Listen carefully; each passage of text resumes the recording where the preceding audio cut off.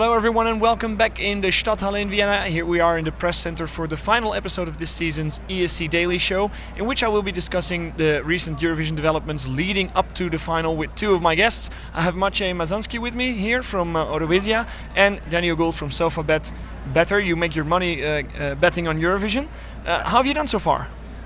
So far so good. I actually predicted 10 out of 10 in the second semi-final, which is the first time I've ever done that, and I felt that if I came to enough Eurovisions it would happen eventually, and it finally did, so I was very happy with that.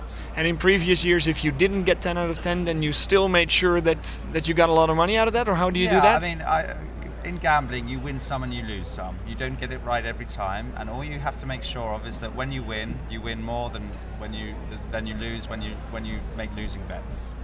All right, so winners, losers, just like in the second semi-final which we saw last night. Daniel had 10 correct. Let's look at those 10 countries.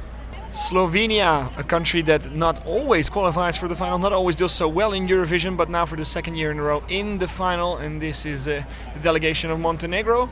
For them as well, they didn't make the final for a long time until last year. And this is Latvia, Azerbaijan, one of the fewer countries that we have in the final this year that generally makes it, because we have a lot of surprising new countries in the final. Israel, for the first time since a long time, they came out of the last envelope. And this is Cyprus coming back to the competition and immediately back in the final. One of the favorites, Stadthalle, he finally sees it like that himself as well. We'll be talking about that later on in the show. And this is Poland, of course, interesting for Maciej. Let's talk about that too.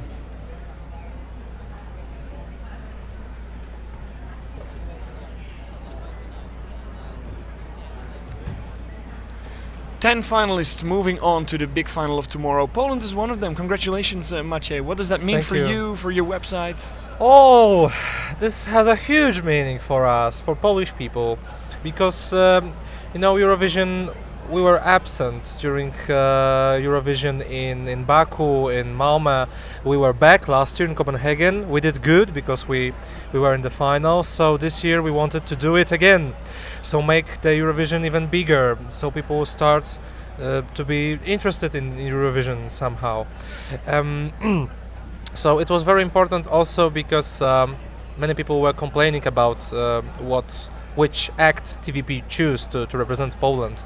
That it was Monika, because Edyta Górniak, a very famous singer in Poland who represented Poland in 1994 and became second.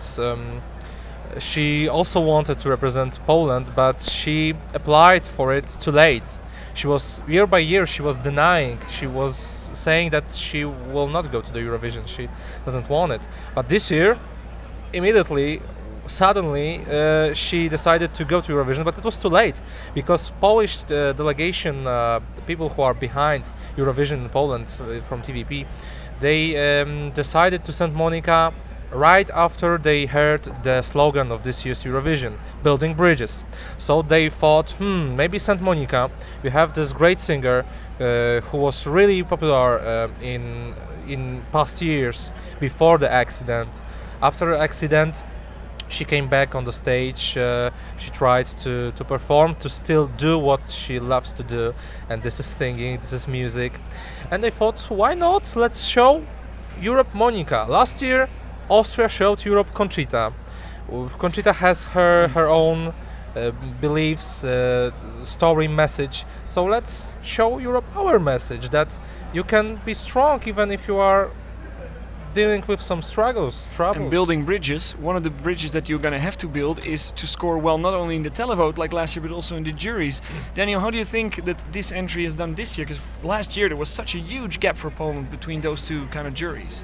Yeah, I think this kind of straightforward ballad is something that will probably score better with juries than televoters. So a reversal from last year, when the song was incredibly popular with televoters. It won the UK televotes, but it failed to get any points from the UK overall because the jurors placed it last, which was a little unfair on Poland, I felt. But this year I think the song is the kind of song that jurors will prefer to televoters. Any chances in the final? Where do you rate Poland now? I think that Poland will be happy with qualification, and that was the target, and they've achieved it. So I don't personally see it coming top 10 in the final, for example, but I think they should be delighted that they're there and taking part.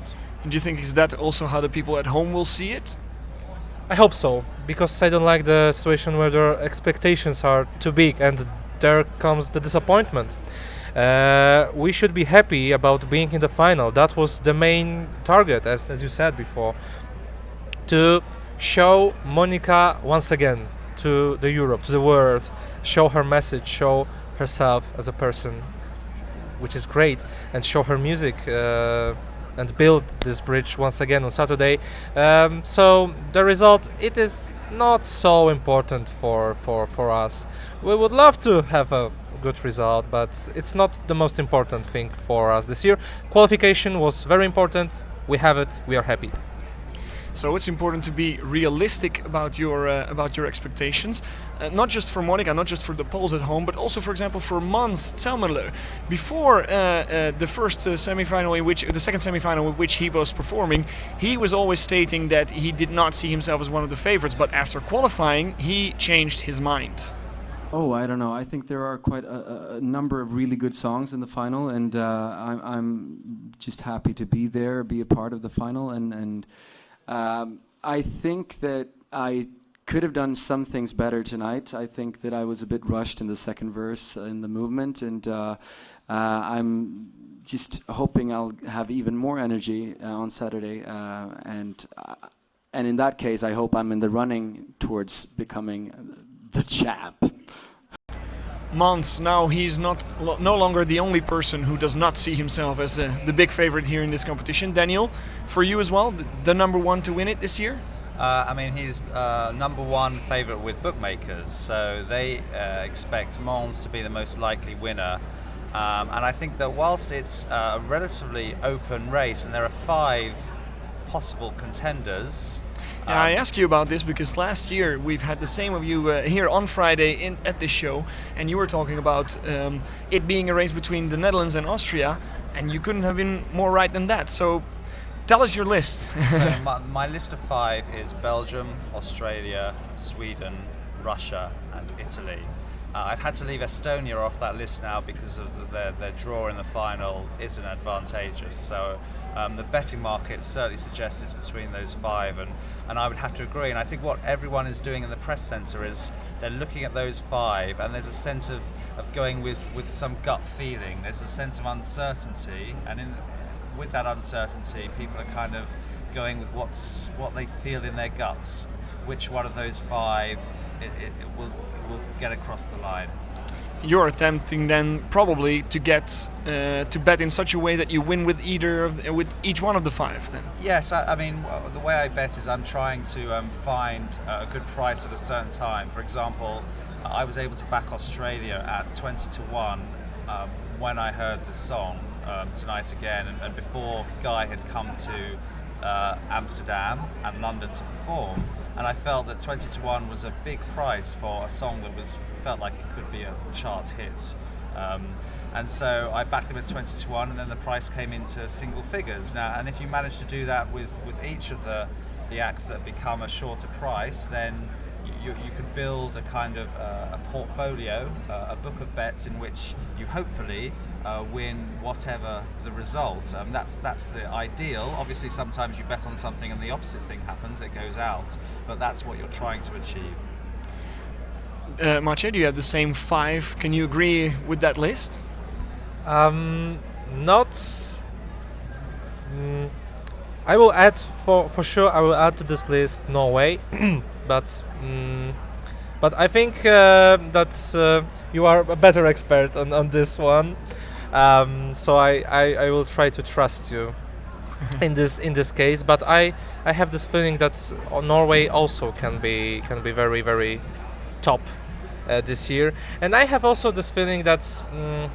After seeing all the rehearsals and so on, we get a little bit confused and lost in all this Eurovision world, and sometimes we just forget that Sweden is so awesome that it can be Baku 2012 all over again. So Sweden being so much higher above all the rest. I hope this will not happen. I hope for exciting voting with maybe unexpected result. Why not? I just wish that a good song will win, but predicting is a very difficult thing. Really, in the semifinals I was terrible at predicting. So, yeah. How do you feel about this press center bubble that you're into? Because you've been here from the very beginning. Is it difficult to still keep looking at the songs like you see them for the first time? Yeah, yes it is. I've been coming to the press centre for 5 years now, and my first year it was very confusing to be bombarded with opinions and to watch the rehearsals and the songs over and over and over again. And I agree that you can forget how awesome certain songs can be for viewers watching it for the first time. And whilst I talk about those 5 contenders, I also agree that Sweden is the most likely winner. And if there was to be a runaway winner, the only one I could conceive of being the runaway winner would be Sweden, because of that sense of the visual and audio package for first-time viewers is very compelling. It's very memorable, and we can forget that when we become jaded and watch things over and over again. You say if there is going to be a runaway winner, but the last couple of years we've always had that. Isn't it very likely in this current system that we're always gonna have a runaway winner with so many countries? Is it reasonable to hope for, even though I share your hope, to hope for a voting like in 2003 that will stay close until the very end? I'd love that. I really would. Every year is different. You know, the beauty of Eurovision is the unpredictability, is the fact that you can expect certain things to happen and they don't. So I never rule anything out. All right. Sweden is the most compelling complete package, that's what you said. Also because of the visuals. And the visual aspects of Eurovision, that's what we talked about with the guy who knows it all, Fokas Evangelinos. He gets influenced and intrigued by the artists themselves. He doesn't copy, he's inventing new things. Και δεν ξεχνάω ποτέ ότι είναι ένας τηλεοπτικός διαγωνισμός. Παίζει μεγάλο ρόλο αυτό. And he also never forgets that it's a TV competition, it's a TV show, because this is a huge thing and it's very important that you know this is made for television. Γι' αυτό κάθε φορά παρουσιάζω κάτι διαφορετικό ή πολλές φορές απουσιάζω γιατί δεν έχω να παρουσιάσω κάτι καινούριο. And that's why, because this is such a huge thing, a TV show, he enters the competition with new things, new ideas, big ideas. And whenever he doesn't have something really outstanding, he doesn't enter the competition. Γιατί μαζί με τη συμμετοχή μου εξελίσσομαι κι εγώ. Because with this entrance, with his ideas, he also gets bigger and gets new ideas every year. Fokas Evangelinos, stage director for 9 Eurovision entries, which all reached the top 10, and the translation was provided by Mihalis Volmer. Maciej, how important is the visual aspect at Eurovision? It's very, very important. I think we all know that really good because it's a TV show. Last year, before the contest, Conchita wasn't a sure favorite to win the whole thing. But then we saw her on stage, we saw the picture that she is presenting, and then she became immediately a kind of sure winner. So yeah, it's very, very, very important how the image that you are presenting to people. It's very, very important. Is that also why you want to be here at the press center, to be the first one to see how all of that turns out on stage? Yes, very much so. It gives me that kind of extra advantage to be here and see how things are being presented.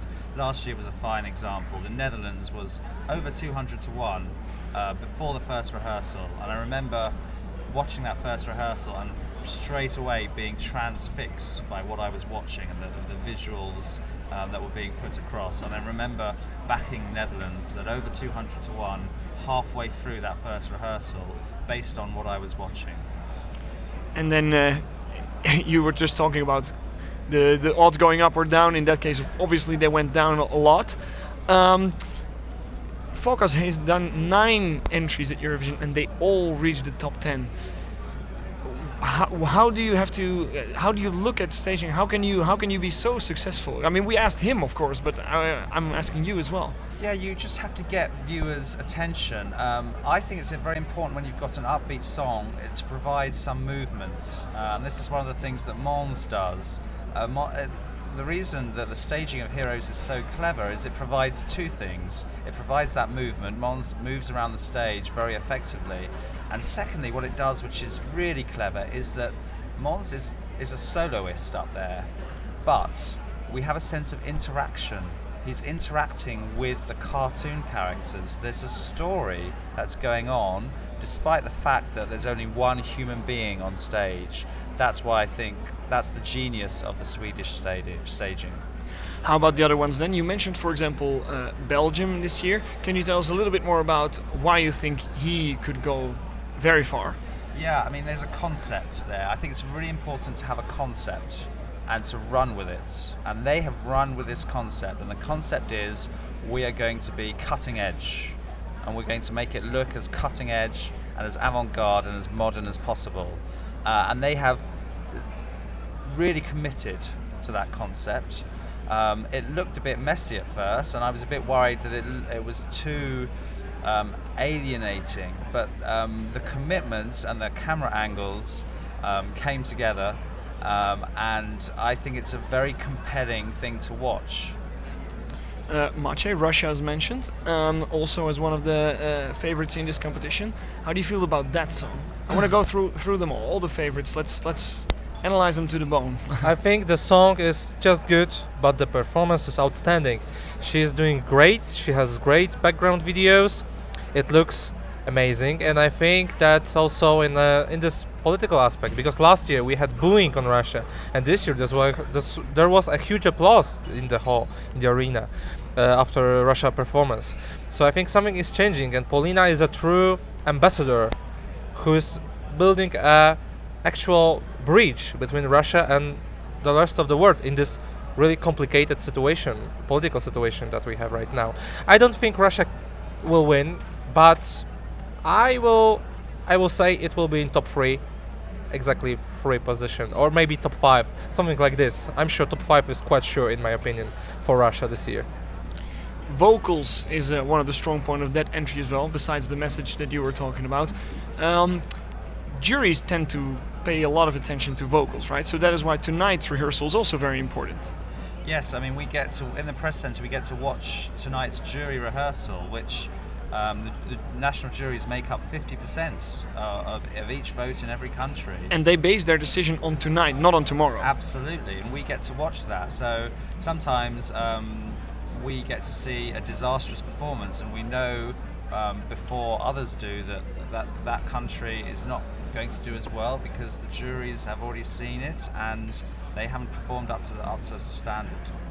So you'll be watching that tonight, I guess. Besides that, how does your last Eurovision couple days look like? What are you going to be doing? It's just very busy watching the market, establishing or closing positions based on how my feelings are changing and evolving. So I'm looking between a couple of things. I'm looking between my computer screen for the way the market is changing, and I'm looking at the TV screen for those rehearsals. And how about you, Maciej? How do you end your Eurovision week here? What are you going to do? Have fun. I have tickets to go to the arena and watch the show live. To feel this special feeling. I will feel something different than all the viewers across the Europe and Australia. But it's something different. I've seen the rehearsals on the screen before. And your work for Eurovisia is done? No, I'm still working on some video materials. So I'm still But working. during the show, you can be a fan. Yes. That's Right. a good thing. Yeah. All right. To close it off with, we've been discussing most of the strong favorites of tomorrow night's show, but we come up with a much longer list than last year. I think you guys can do better than that. Give me 1-2 names of which you think that's going to be the winner. Starting with you. Okay, I will try my luck and say that it's Sweden or Norway. Daniel? I will say Sweden.